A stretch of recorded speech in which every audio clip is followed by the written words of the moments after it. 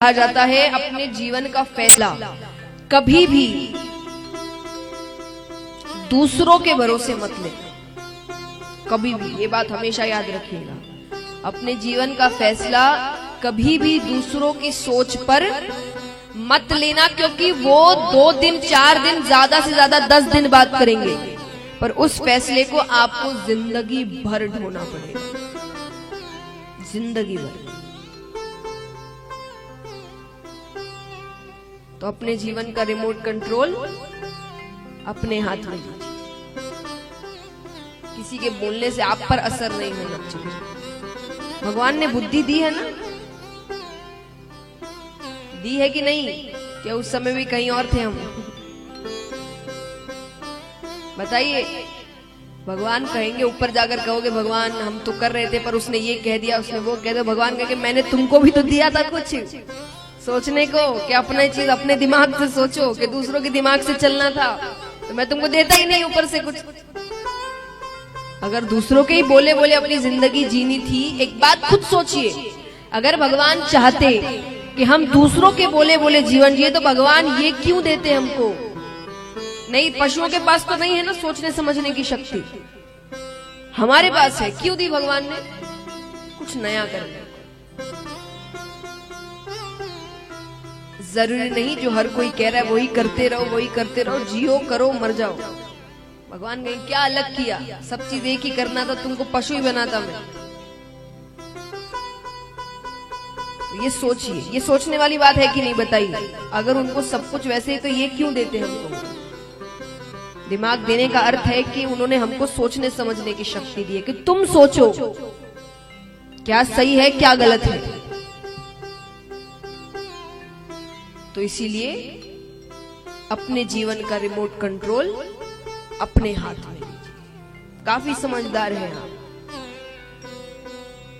18 के बाद हमको देश चलाने का मौका मिल जाता है कि देश का हम प्रधानमंत्री चुन सकते। इतना दिमाग नहीं है कि अपना जीवन चला सके।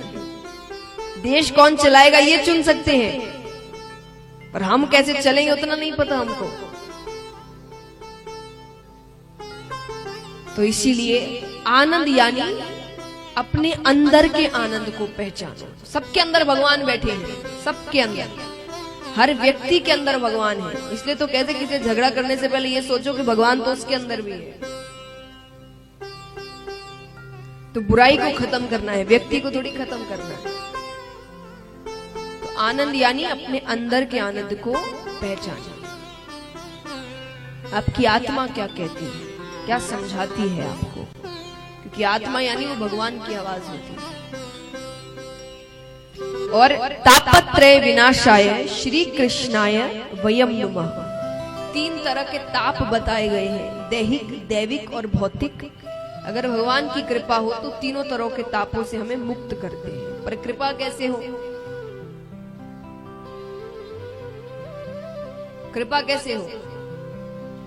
भगवान की कमजोरी क्या है? भगवान भक्त को रोते हुए नहीं देख सकते, कभी नहीं देख सकते। भगवान कहते एक बार मेरे भक्त ने मुझे रोकर पुकार लिया, पापी से पापी भी, मैं उसके वहीं के वहीं सारे पाप खत्म कर देता हूं। भगवान कहते हैं सन्मुख होए जीव मोहे जब ही।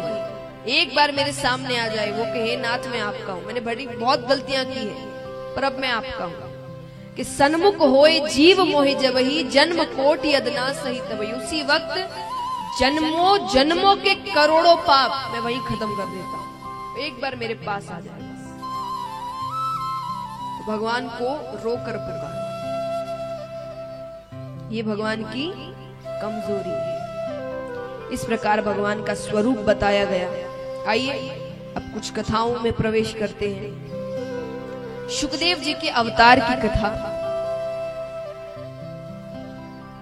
सबसे पहले जिन्होंने, यहाँ कितने हैं जिन्होंने गुरु बनाए हैं? हाथ उठाना। तो जिन्होंने गुरु बनाए हैं वो अपने अपने गुरुओं का ध्यान करें।